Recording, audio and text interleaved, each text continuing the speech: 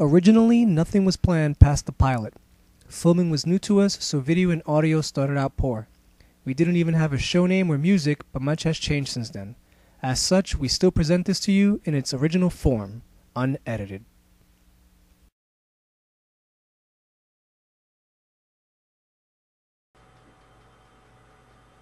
Hello all, and welcome to episode 1. This is reviews from gamers and a non-gamer turned gamer, and we're pretty much going to discuss the games we've been playing during the week. I'm Mousey. I'm CK. And yeah, this is how it's going to go. Alright, so I've obviously been blocked away. I'm playing a handful of games. You've been playing a handful of games. And I've caught a glimpse of a few things you've been playing. What games have you been playing this week, or at least one game in particular? Well, I pretty much finished off the game Wall-E, which is based off the movie. It was fun. I know it's a kid's game or whatever, but it was a good movie, and it was a pretty decent game too, so from my perspective at least. Okay, so the controls weren't too horrible, which a lot of them are in a lot of games. So I gotta ask one thing, this being a movie game, and I am unfortunately in the boat, which is probably rare because it's a Pixar movie. I have not seen the movie. I have not played the game. Would you play the game first and watch the movie, or you watch the movie first or play the game?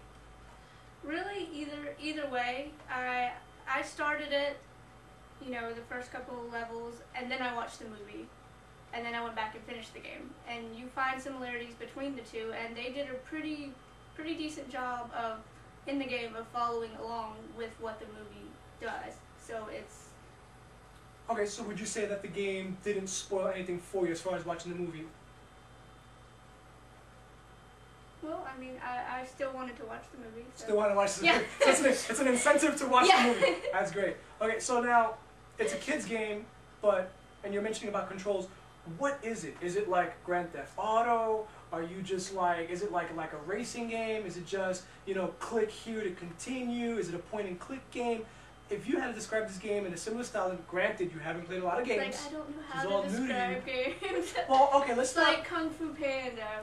Okay, so Kung Fu. Hopefully, people out there have played Kung Fu Panda. Which is what it's like it's a kids platform adventure game. Kinda. Very simplistic. On the difficulty scale, definitely for kids, or is it like, hey, this can get challenging for even an adult? Well, and I played this on the 360, so I played for achievements too. So. Oh yeah. You know, to just complete the game, you know, you probably wouldn't have any problem. I mean, I don't know, kids these days, they could probably play better than me. I have no idea. I just started playing, 2 years ago, so. Roughly. I'm new to this whole thing, so, but, you know, to me, I was like, there were, you know, a few places I got stuck in, but that's going to happen with me on any game I play, no matter how easy it supposedly is, so, you know, but, you know, I've managed to make it through, you know, no big hassle, so, yeah. So would you say, from the perspective of a hardcore gamer, something you should want to buy, or just look it over? Would someone like me play this game? Well, you liked Kung Fu Panda. Oh, Kung Fu Panda was funny. So I think you would like this. Should I watch the movie first or play the game first? That's a big dilemma I have nowadays. I mean, every time a game comes out, it's always tied to a movie, and I'm of the person where I like to watch the movie first and play the game. But I'm starting to see now where they do things like, you missed out on the whole Matrix I guess thing. it just depends, like, if you like being surprised when you're playing a game. If you don't want to know what's coming, you know. Okay, good point. Because, so the you game. know, it's kind of like watching the spoilers before a TV show starts. Gotcha. All right, so guys, depends on how you like it, you know. So use your discretion, guys. If you haven't seen the movie and you haven't seen the game, I guess pick which way you want to be surprised. So overall, you're saying it's still a good game. So it's a little action. I liked it. Yeah, the only parts, well, as far as achievements, the only things that I didn't get were like completing levels without dying. So that goes for any game. I can't do that. You know, were a little tough. I mean, some of them were really easy though. So that's not bad.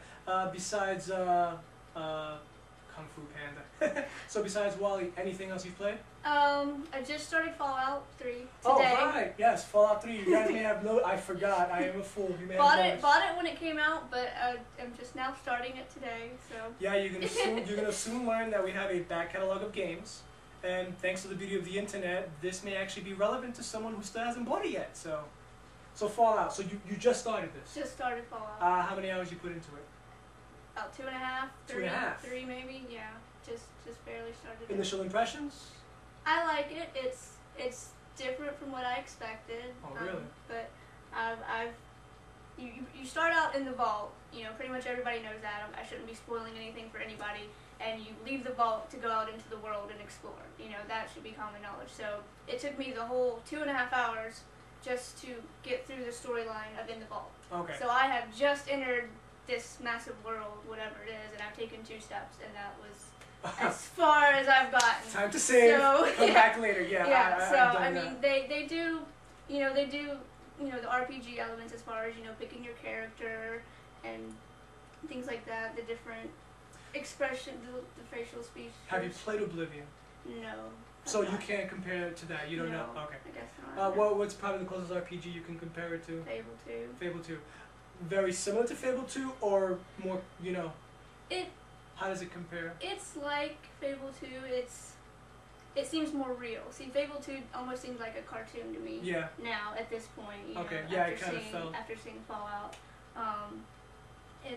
and that may just be because it's so dark and everything. Post-apocalyptic future. But you know, you know, see, Fable 2 was very simplified. It was, you know, you had 3 things you can up as far as your experience and everything. This one, it breaks it down into like medicine, science, all your, you know. So more complicated. Yeah, a bunch of different, and you get, you know, it'll tell you, you know, if you like different outfits will, you know, raise this health point, or you get, you know, +5 melee attack or something. So, you know, that's pretty much standard RPG, right? So here's it's pretty much. I mean, they get complicated. So here's a quick question. In the first 2.5 hours, was there already a hook that made you want to keep playing, like story elements? Is there something that just all of a sudden goes, oh my god, I gotta see what happens next? Or are you just like, I know something's gonna happen? Yeah, that's the point I'm at now. It's like I know it's gonna be a good game, but if I didn't know anything about it, then I would just be like 2.5 hours. I guess. I mean, it's not slow to start. I guess the adventure is supposed to be once you're out of the vault. So. Right. Yeah, because they start out, you know, you're like a baby, you're being born. Okay. You're a kid, so you have to go through the whole growing up. No, process that's pretty cool. I didn't know that. Before you can leave the vault. You leave the vault when you're like 20 years old. So. Okay, that's pretty cool. I have no idea. So they literally start you from scratch. Yeah. That's different. I've never seen an RPG do that before. Yeah.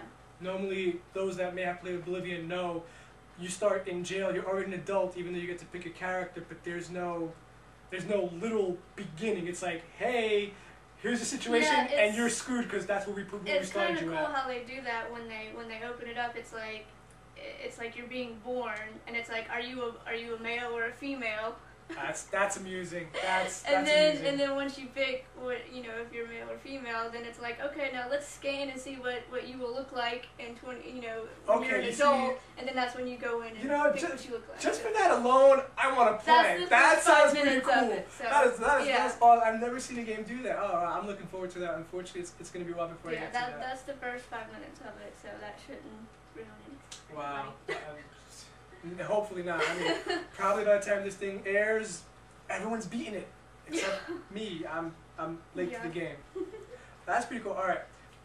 As far as what I've been doing, I've been stuck on Bully for like the past week. Love that game. that says a lot coming from someone who doesn't play video games, or at least just started. Yeah, I'm of the mindset where I gotta play one game at a time because there's too many controls to memorize, too many buttons to push. You go into one game, you jump into another, and you forget, and that happens a lot, which is where I get killed sometimes, like the DLCs that I have to revisit both games, and it's like stuff, it is so hard to remember. Prince of Persia killed me. Great game, but going back to the DLC, I had the hardest first 2 hours of my life. But as far as Bully, wow. It's a big bug. Yes, it is. Good. Glad it's outside. One of the scary parts of living in the South. More on that another day.